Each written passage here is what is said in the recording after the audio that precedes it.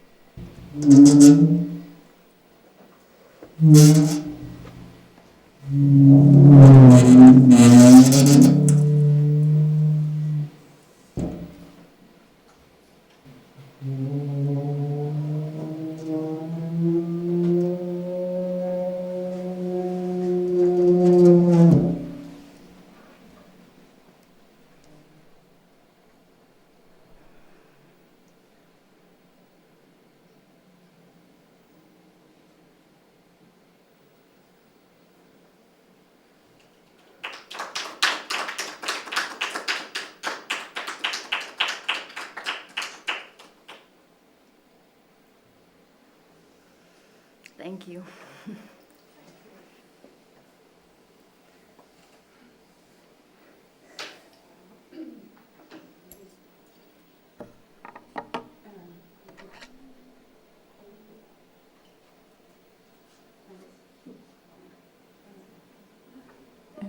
Ez.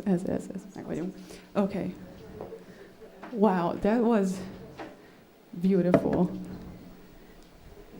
Thank you so much. I feel like I might need a moment to wake up from that. If I may ask you a few questions about your performance. Yes, of course. Should we stay here? If you would like to. Absolutely.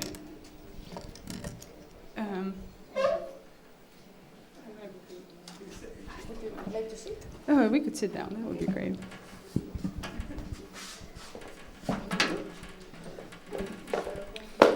In fact, I had a few technical issues, but I think it doesn't matter.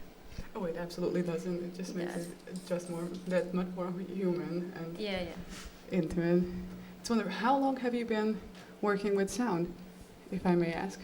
I think with sound I've been working since 2015, but mostly with voice and objects since 2 years ago. Because I found this object and it transformed into some kind of a portal that allows us to imagine or try to see like the otherness, because it is a red frame but empty, so and made of wood. So this emptiness allows to perceive what there is in the invisible, and things we don't pay attention as maybe things that are not relevant, but they exist anyway. So I think this red frame, and it's alive, and it produces sound. You heard it, and it produces encounters and reflections about what we are not able to perceive, or maybe yes, but we don't talk much about. So it's like, that's why I think it's like a portal, because it allows to produce encounters of what we are not able to see maybe with eyes, but maybe we can listen, or But from what you've told me, this is a very active connection with objects. So you're not just appreciating the wooden frame as it is, you're practicing your agency and Yes. doing something onto it to connect with it. So how do you approach your agency in these situations? Great question. It's related with, of course, the space, the people, and the resonance of the materials, of course. So that's why, I mean, this floor is plastic, I think. Yes, it is. For sure, it has to be a sound, but now it's covered by how do you say this? Carpet. So we annulate. We silent the plastic sound, and so maybe this device, when you approach it to the plastic, or in this case the wooden table, or the metallic surfaces, or the fantastic resonance of the glass, you saw it, you heard it was, I mean, in a moment I was thinking about staying there more time, but I thought the red frame get jealous. So I needed to go back to the main portal. to the one who brings us here together. So it's less about doing something onto it and more about expanding its fullest potential and just making it sing in a sense. Trying to recognize what are the possibilities. From my feelings right now, I'm maybe a little nervous. I'm new in this city. I came from far away, so all this historical is also a materiality who gets involved in this performance that is the space to let the manifestate the objects in its on its own. And I think for each one is different, and that's the important thing, to recognize differences and allow everything to appear if it needs to. Yeah. All these sounds that you created and these wonderful resonances. Oh, sorry. No. An important device is this little stick, wooden stick with this ball, that plastic ball. Kids use it to play, and it has a very good capacity to allow the material to show the frequencies of the material. Sorry. So this is like a bridge to bring alive the agencies, as you said, of everything that is here and now. And also wood. And if we think about it, at least in my country, wood is like an industrial issue of monoculture. Of the red frame is made of pine wood, I think, a monoculture wood. So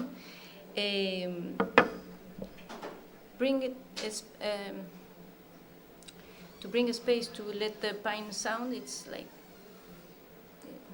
things that we don't see, and maybe it can bring us information.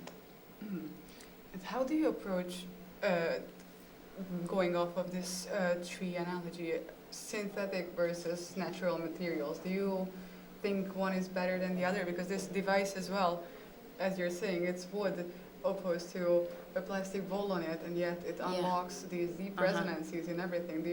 How do you deal with these? As you were saying, this is a beautiful plastic. That's also not something that I... No hierarchy at all. Hierarchy. No hierarchy at all. So it's like a flat ontology. Everything has a resonance, and that resonance try, but it always appears something more important. In this case, it might be the bigger scale of the glass, or the table. So I can how do you say, like, go in a bigger path, in a longer path, and that longer path is show more continuous, show more continuity of the object. Yeah, I don't know how to say this. But that is not a constant resonance, right? Like that, if you do a longer movement, that gives it a dynamic as well. So it's not just one continuous thing. Like the more you let it ring, the more it gives you these motions as well. It's true. Just one side the other, beside the other. Absolutely. Yeah. So it is concatenation. Yes. These invisible things, microscopic things that we don't see, get together and sing for us. Yeah, I don't know if they are singing, but maybe sounding or expressing by sound. Yeah. Vibrating. Sounding, vibrating. Yeah, that would be better. Vibrating. matter, vibrating matter, like the book. Yes, exactly. From Karen Barad, you mean? Karen Barad. Oh, yeah. No. Right up there. Oh, Vibrant Matter. I will remember her name soon. But either way. Yes, here it is. So sorry, I just couldn't put it in here. Right. Thank you so much, and thanks again for joining us. It was a pleasure. Please, if you could share me, like, maybe one sentence of this annual encounter. Oh, yes. So this is the 4th anniversary of the full-scale war in Ukraine by the Russians, and we're collaborating with Ukraina TV, who started this project from Krakow, from Poland, because they had to evade their country. And so this is how they, like this stream art system was how they kept in touch with people at home, how they communicated. And we joined in at one point, supporting them and showing solidarity for them. And ever since then, we've been working together, and it's been very eye-opening and a wonderful collaboration. And this year, they cannot make their 24-hour live stream because they lost their studio for now, and so we're doing the 24-hour part and holding down the fort for them. And it's so wonderful that we could introduce such a wonderful artist as well. Just to add that the sounds I was making with my voice, it was the name of Julia Chuñil. It's medioambientalist, Mapuche woman that was killed on my country 1.5 years ago because this dispute of land. Oh.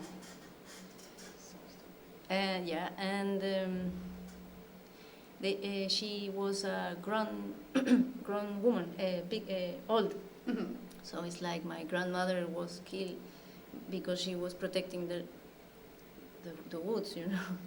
So, yeah, that's my fight, and I also wanted to bring it here because any kind of violence must be put in attention and talk about it, and yeah. But in this context, the red frame actually makes so much sense. It is like a portal to connect. Red can be defined in collectively, and parentheses, Jane Bennett. Oh, almost the third one. Yeah.